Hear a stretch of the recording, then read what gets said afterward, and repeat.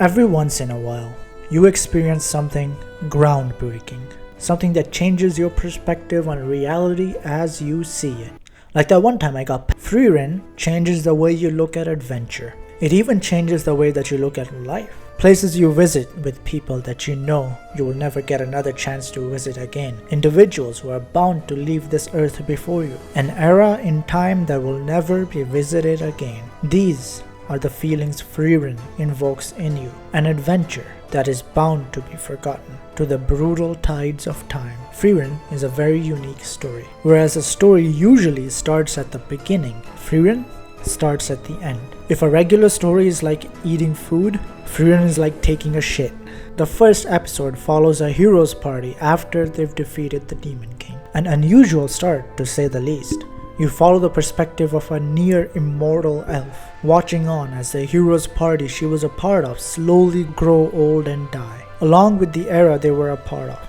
This all happens in just one episode. In a sense, we're just like Frieren, experiencing these characters for just snippets of our lifetime. Towards the end, you feel her regret for not having spent more time understanding the people around her. That's the crux of the story. Following Frieren as she gallivants around the world, collecting memories. Like a homeless man in LA. Seeing and experience Frieren adventuring with unexperienced but talented humans brings me the same joy as watching a MILF leading baby ducks to a pond. The magic of Frieren is in the brilliant side stories the characters experience.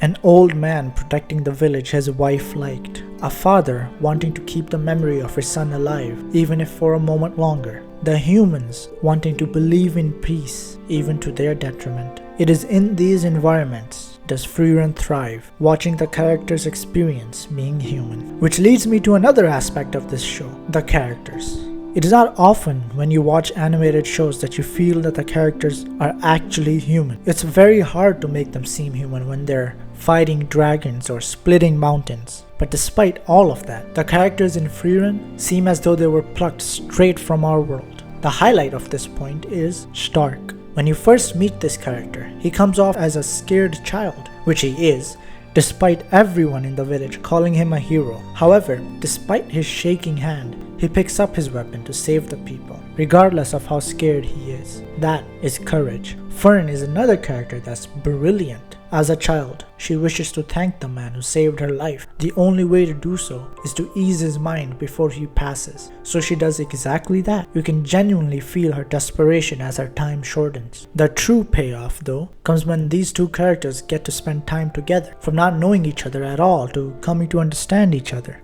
culminating in a moment that pays off for both of their characters. They aren't the only ones either. Frieren is a show that makes a character stick with you regardless of how little time you may have spent with them. The old man joining the exam to visit a grave, the magic knight who's seen too much death and still chooses life, or the mage who despite his hard-headedness decides to help. This is just the tip of the iceberg when it comes to great characters in Frieren. There's so many more. I'm sure everyone who watches is going to have a different favorite character. And it is through these characters that the world starts gaining a life of its own. The world building in this show is on par with some of the best out there. References to legends of the past, statues of heroes forgotten, meeting figures of the past yet to discover, and even dungeons yet conquer. The characters are a testament to the world building. The demons feel like an actual threat to humanity. Ancients like Sire genuinely feel like immovable figures, and talent seems to sprout in the most hidden corners of the world. Usually in a fantasy, the show focuses on the fantastical elements too much, like dragons. Because of that, it comes off as a shiny object rather than a beast that is a natural part of the world. Frieren does the opposite. You follow the human and normal parts of the world, occasionally brushing with the fantastical, but when you do, it's treated with proper care to explore the human part rather than the fantastical one. Magic is also explored in depth. There are too many times when a show just introduces magic and leaves it at that, doesn't add nuance or complexity to it,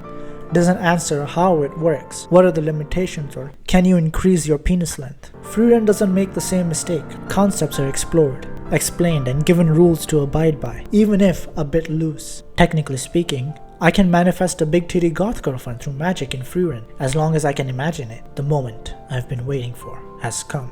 This is an anime that seldom comes. One that shows you how to be a person rather than show you eye candy to keep your attention. If I am to see the pattern of others like it, it is only a matter of time before it becomes a household name. It already has. This is a show that should be experienced, not for entertainment, although you will get it, but for the memories of an adventure that is sure to be forgotten in time, like many others before it.